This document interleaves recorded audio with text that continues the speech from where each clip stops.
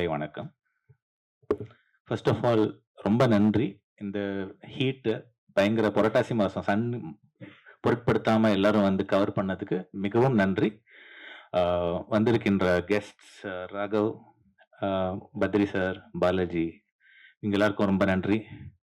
And ரொம்ப short நோட்டீஸ்ல வந்த என்னோட ஃப்ரெண்ட்ஸ், மீடியா எல்லாருக்கும் இந்த ஆர்கனைஸ் பண்ண பிஆர், சதீஷ் அண்ட் இந்திரன் அவங்களுக்கு ரொம்ப நன்றி.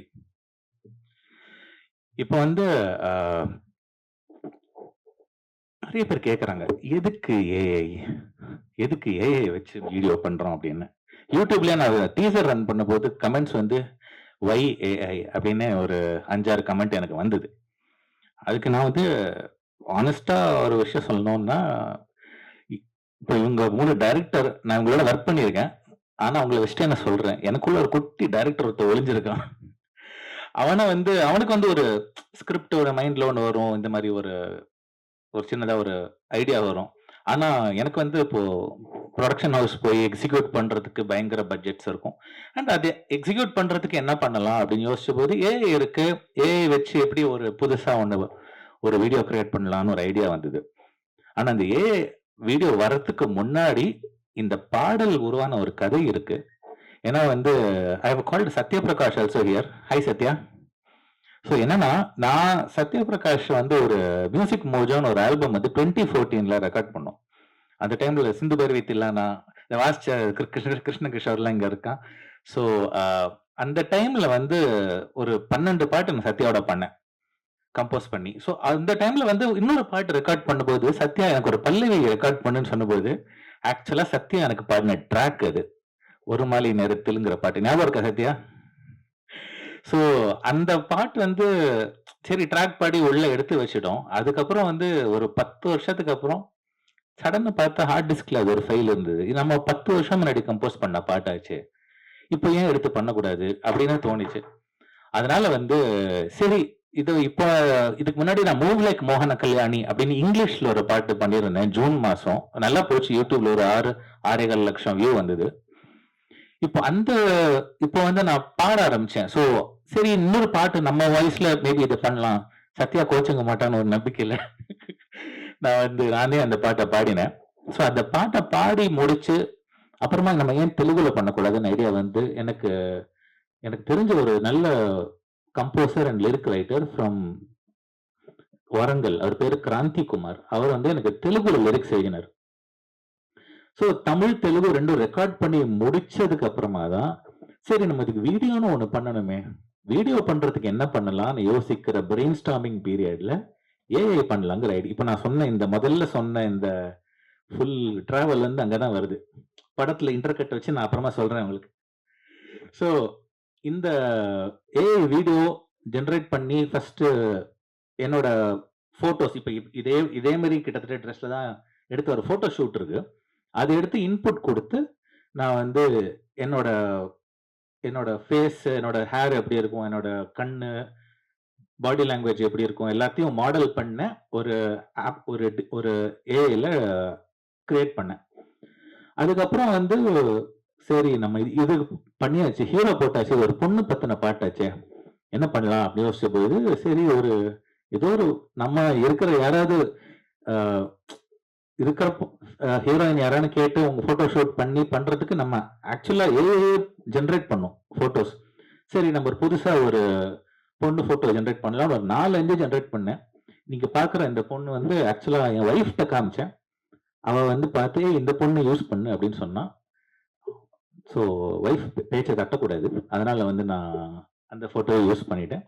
ஸோ அதை வச்சு இந்த போட்டோன்னு சொல்லக்கூடாது, actually generated image, it's not a photo technically speaking. So அந்த இமேஜை வச்சு இந்த கேரக்டரை ஜென்ரேட் பண்ணேன். இப்போ இந்த வீடியோட ஸ்பெஷாலிட்டி என்னன்னா, for the first time we have achieved both consistent characters and also a face likening to the main artist. இப்போ நான் வந்து I created the song. So இப்போ என்னோட ஃபேஸை வந்து ஸ்ட்ரைக்கிங் ரிசம்பிளன்ஸ் இருக்கும் த்ரூ அவுட் தி வீடியோ. இப்போ நான் அது ஒரு ஷேட்ஸ் ஒன்று போட்டிருந்தேன்ல, அந்த ஏன் ஆக்சுவலாக என்கிட்ட இருக்கிற ஷேட்ஸ் அது அதே மாதிரி அதுலேயும் you can see that. So இந்த அளவுக்கு ஒரு AI technology has progressed, and I think this is the first song using the latest technology available of image generation and video generation to come up with a realistic looking human faces with very real expressions. என்ன இப்ப அதுல நீ பாத்தீங்கன்னா you will have பொண்ணு அழற மாதிரி ஒரு sequence இருக்கும் அண்ட் இந்த கை வந்து கன்சோல் பண்ற மாதிரி சீக்வன்ஸ் இருக்கும் அண்ட் பைக்ல ஓட்டும் போது அந்த ஒரு ஒரு குதூகலம் அண்ட் வயலின் அந்த பொண்ணு அந்த ஒயிட் லேடி வாசிக்கும் போது அதுல இருக்கிற அந்த Joy so many expressions, those are very vivid expressions which were till now not possible using AI. But இப்போ வந்து அந்த மாதிரி எக்ஸ்பிரஷன்ஸ் கூட கொண்டு வரக்கூடிய கெப்பாசிட்டி ஏஐக்கு இருக்கு. ஸோ அதை யூஸ் பண்ணி again it also depends on how responsibly we use AI. Because when you talk of AI, a lot of people keep asking me, AI will replace our jobs, bro. Why are you doing this? அப்படின்னு. But என்னோட தாழ்மையான கருத்து, I could be very wrong to be very honest, but என்னோட தாழ்மையான கருத்து என்னன்னா, ஒரு ஏஐங்கிறது வந்து இஸ் எ டெக்னாலஜி. இப்போ நம்மளுக்கு mixer grinder is a technology. நம்ம மிக்சர் கிரைண்டர் வந்த போது ஆட்டுக்கல் அம்மிக்கல் யூஸ் பண்ணிட்டு இருந்தோம். அது வந்து ரீப்ளேஸ் ஆச்சு. இப்போ அதுக்கு அதே மாதிரி இன்னொரு டெக்னாலஜி வந்து இப்போ keyboard synthesizers. I am keyboard player myself. So நான் ஸ்டார்டிங்ல கீபோர்ட் நான் ஐம் 42 years old. ஸோ 80sலேயே நான் வாசிக்க ஆரம்பிச்சிட்டேன் கீபோர்ட். ஸோ அந்த டைம்ல ரொம்ப ஏர்லி ஸ்டேஜஸ் ஆஃப் த கீபோர்ட்ஸ்லேயே ஐ பின் பிளேயிங். ஸோ அந்த டைம்ல I've seen people being afraid. Flute எல்லாம் இந்த மாதிரி கீபோர்டில் போட்டுருவீங்களா, தப்லா எல்லாம் கீபோர்டில் போட்டுருவீங்களா அப்படின்னு ஒரு ஃபியர் இருந்த பீரியட்லேருந்து நான் வந்திருக்கேன். ஸோ ஐ ஹவ் சீன் தட்ங்கிறதுனால I understand where this fear is coming from. But என்னோட ரிப்ளை என்னன்னா, இப்போ தப்லா பிளேயர்ஸ் நல்லா வாசிச்சுட்டு இருக்காங்க. இப்போ நம்ம சித்தார் கிஷோர் இங்க இருக்காரு, அவர் கேட்டீங்கன்னா ஹில் டெல் யூ. கிஷோர்ஜி உங்களை இன்னைக்கா நீங்க நிறைய ரெக்கார்டிங் வாசிருக்கீங்களா? எனக்கு ஸோ என்னால சித்தார் வந்து ரெப்ளிகேட் பண்ண முடியாது. And tabla Chandresh I cannot replicate tabla. So இந்த இன்ஸ்ட்ருமெண்ட்ஸ்லாம் வந்து அதுக்கான குவாலிட்டி இருக்கு. கீபோர்டு என்ன பண்ணிடுதுன்னா, it added one more way of playing it. It added just one more human expression. Tabla வாசிக்க தெரியாதவங்களுக்கு தப்லா வாசிக்க வச்சதுங்கிறது தவிர தப்லிஸ்ட அது வந்து இது பண்ணல. So there are two ways. ஒரு டெக்னாலஜி புதுசு வரும்போது ரெண்டு விஷயம் நடக்கும். ஒன்னு இப்ப மிக்சர் கிரைண்டர் வந்தபோது ஆர்டிக்கல் வந்து யூசேஜ் கம்மி ஆயிடுச்சு, அது ஜென்வின். வேற இப்ப கீபோர்டு வந்தபோது இவங்களுக்கு என்ஹான்ஸ் தான் ஆச்சு. ஏன்னா கீபோர்ட் பிளேயர்ஸே கம்போசர்ஸா மாதிரி இந்த மியூசிஷியன்ஸ் இன்னும் யூஸ் பண்ண ஆரம்பிச்சாங்க. ஸோ என்னன்னா இப்போ ரெண்டு பாசிபிலிட்டி இருக்கு. இப்போ ஏஐ வந்ததுன்னா ஒன்னு it can take away some jobs, but it will also create new jobs. AI வச்சு பண்றவங்க, இப்ப நான் வந்து என்னோட ஒரு ஆர்வ கோளர்ல நான் ஒரு வீடியோ பண்ணியிருக்கேன்னு வச்சுக்கோங்களேன். இதே என்னோட 1000 மடங்கு பெட்டரா பண்ற கிரியேட்டர்ஸ் வருவாங்க. இப்ப நான் music, I am musician, I'm not a video maker. But நான் வந்து என்னோட பேஷன்ல நான் அந்த வீடியோ பண்ணேன்.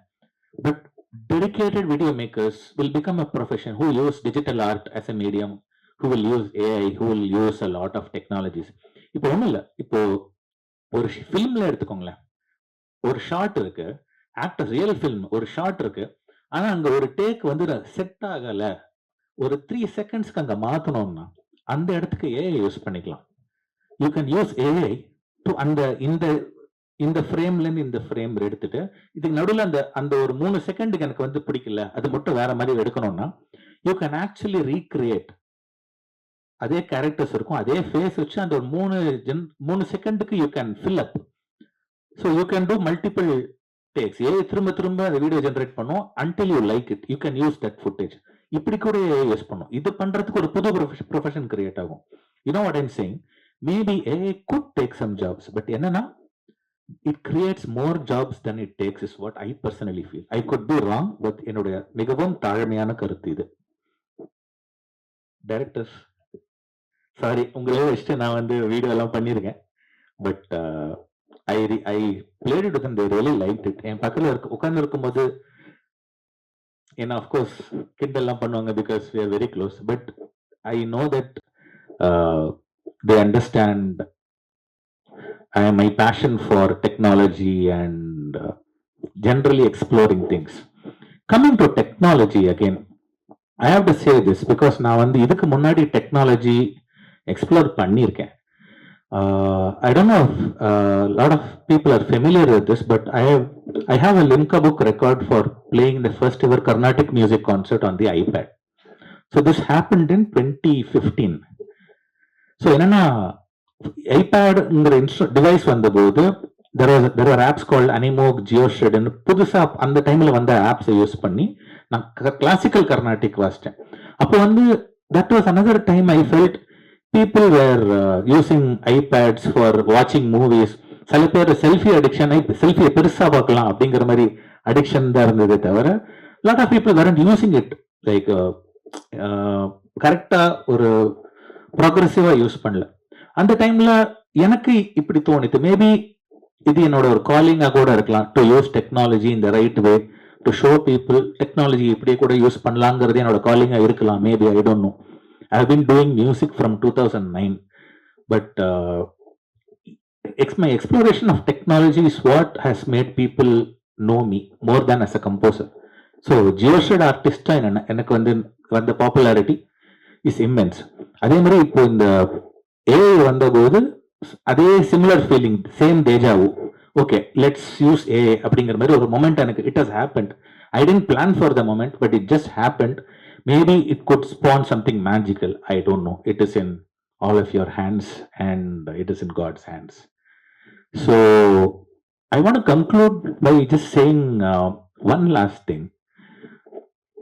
இப்போ நீங்க பாக்குற அந்த விமர்ஷங்கிற டெக்ஸ்ட் இருக்குல்ல, விமர்ஷங்கிறது என்னோட லேட்டஸ்ட் வெஞ்சர். இந்த ஆப்பர்ச்சுனிட்டி யூஸ் பண்ணி நான் பதிவு பண்ணிக்கிறேன். விமர்ஷங்கிறது என்னுடைய ஒரு லேட்டஸ்ட் வெஞ்சர் வேர்